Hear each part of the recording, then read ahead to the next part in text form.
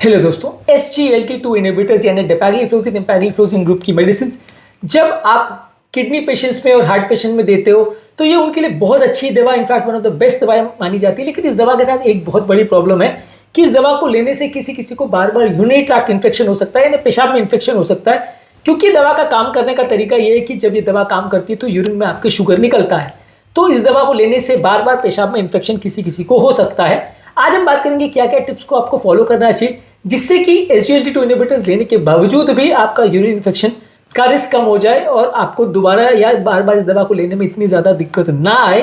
ये सारी चीज़ों पर आज हम बात करेंगे। टॉपिक पर जाने से पहले जो लोग हमारे चैनल पर नए हैं उन्हें रिक्वेस्ट करूंगा कि चैनल को सब्सक्राइब करें। हमारे चैनल का पर्पज़ है हेल्थ एजुकेशन के द्वारा लोग को हेल्दी बनाना। इस मिशन में आप हमारे सहभागी बन सकते हैं चैनल को सब्सक्राइब करके। यदि कंटेंट यूजफुल लगता है तो फ्रेंड्स फैमिली के साथ इसे शेयर करें, क्योंकि किसी की जिंदगी बचाने और बदलने में उपयोगी कंटेंट हो सकता है। टॉपिक के दौरान कुछ इंटरेस्टिंग साइंटिफिक फैक्ट्स, कुछ प्रैक्टिकल यूटिलिटी की बातें और कुछ साइंटिफिक स्टडीज के बारे में आपको बताऊंगा जो आपको ज्ञान भी देंगे और हैरान भी करेंगे। हमारा इस मामले में फाइनल वर्डिक्ट और एक्सपीरियंस क्या है और हमारे ओपीडी की कुछ इंटरेस्टिंग किस्से कहानियां भी सुनाऊंगा, इसलिए बने रहिए हमारे साथ एंड तक। चलिए शुरू करते हैं हमारे साथ ये हेल्थ का सफर।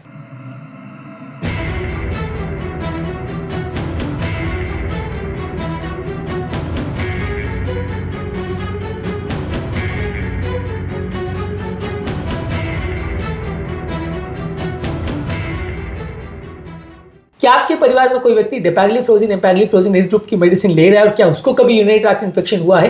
कमेंट सेक्शन में लिख के हमें बताएं। जब आप SGLT2 इनहिबिटर लेते हैं तो ये दवा का काम करने का तरीका ये है कि वो बॉडी का एक्सेसिव शुगर जो है उसको यूरिन में निकालता है। जब यूरिन में ज़्यादा शुगर जाता है तो वहाँ कीटाणु के ग्रो करने का चांस ज़्यादा है। जब यूरिन में शुगर जा रहा है, ऑब्वियसली दवा का काम करने का तरीका वो है तो शुगर तो जाएगा वहाँ पे, पर उसको डाइल्यूट करने के लिए आप ज़्यादा पानी पिएंगे तो ज़्यादा आपको फायदा मिलेगा। बेसिकली कीटाणु को वहाँ पे जब बहुत ज़्यादा शुगर मिलेगा और वो बहुत लंबे समय तक शुगर अगर वहाँ पे रहेगा तो इन्फेक्शन होने का चांस ज़्यादा रहेगा। डायबिटिक पेशेंट्स में रिस्क और थोड़ा बढ़ जाता है। हालांकि डायबिटिक पेशेंट में बिना ये दवा यूज़ किए भी यूरिन में शुगर जाता है और वैसे केस में भी इन्फेक्शन ज़्यादा होता है, पर ये दवा यूज़ करने से थोड़ा इंसिडेंस बढ़ जाता है। आप अगर बहुत ज़्यादा मात्रा में पानी पियोगे तो वो उस शुगर को डाइल्यूट करने में मदद करेगा, उसको फ्लश आउट करने में मदद करेगा। बैक्टीरिया जो वहाँ बस जाते हैं उनको फ्लश आउट करने में मदद करेगा। इससे यूरिन में इन्फेक्शन कम होने का चांस काफ़ी हो जाता है। ये सिंगल मोस्ट इंपॉर्टेंट चीज है जो आपको करना चाहिए। आपको प्यास नहीं भी लगे तो भी 2 से 3 लीटर पानी आपको पीना चाहिए, बार बार पानी पीना चाहिए। यूटीआई के केस में ये आपको काफी मदद करता है। इनफैक्ट हर तरह के यूरिनरी ट्रैक्ट इन्फेक्शन में आपकी मदद करता है। ये दवा के साथ यदि आपको पहले से पता है कि इन्फेक्शन होने का रिस्क है तो इसको पहले से ही फॉलो करें तो ज्यादा अच्छा है। जब भी आप इस दवा को यूज करें यूरिनरी ट्रैक्ट में इन्फेक्शन होने का चांस ज्यादा होता है तो साफ सफाई का विशेष ध्यान रखें, हाइजीन का विशेष ध्यान रखें। यदि आप प्रॉपर हाइजीन का ध्यान रखते हो तो इन्फेक्शन इस दवा से रिलेटेड होने का चांस 30% तक कम हो सकता है। इसके अलावा आपको अगर कोई भी प्रॉब्लम हो रही है, जैसे यूरिन का फ्रीक्वेंसी बढ़ रहा है, जलन हो रही है, यूरिन क्लाउडी कलर का हो रहा है या यूरिन में झाग आ रहा है, ऐसा कोई भी अगर चेंजेस देखने को मिल रहा है तो पहले ही डॉक्टर के साथ डिस्कस कर लीजिए। इससे पहले कि वो इन्फेक्शन बढ़े और फैले, डॉक्टर के साथ डिस्कस कर लीजिए। कई बार अगर आप इसको रिकॉग्नाइज नहीं करते और सिम्टम्स और इन्फेक्शन के बढ़ने का वेट करते हैं तो फिर कई बार इन्फेक्शन थोड़ा ज़्यादा भी हो सकता है और उससे आपको ज़्यादा परेशानी हो, बुखार आए, भर्ती करना पड़े, वैसे इश्यूज हो सकते हैं।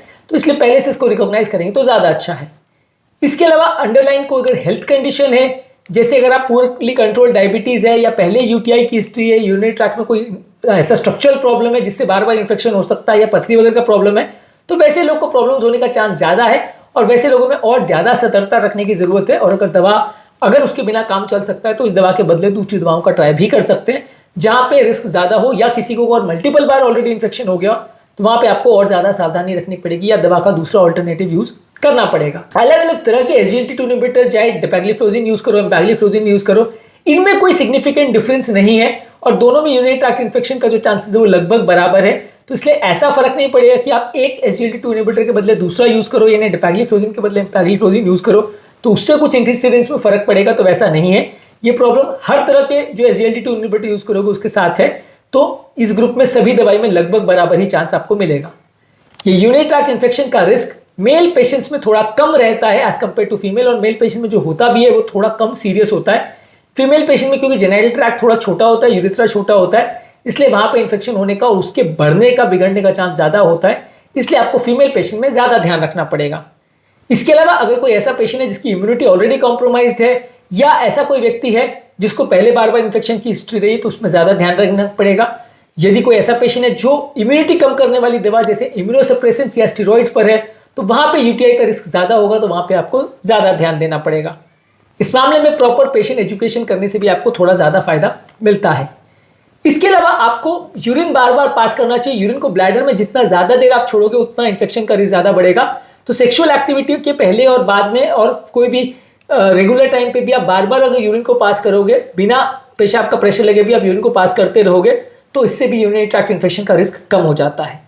इसके अलावा यदि आप लूज और ब्रीदेबल कपड़े पहनते हो और कॉटन के अंडरवेयर और गारमेंट्स यूज करते हो, वहाँ मॉइस्चर को टिकने नहीं देते हो, तो भी कीटाणु के वहाँ बढ़ने और बिगड़ने का चांस कम हो जाता है। तो अंडरगारमेंट्स आप कैसे पहन रहे हैं, कैसी फिटिंग के कपड़े पहन रहे हैं, वो भी एक इंपॉर्टेंट फैक्टर है, उस पर भी ध्यान देना चाहिए।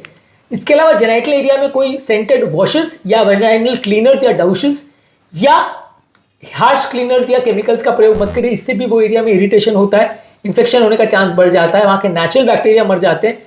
तो इस पर भी ध्यान दीजिए कि आप वहाँ पे केमिकल्स का प्रयोग ना करें।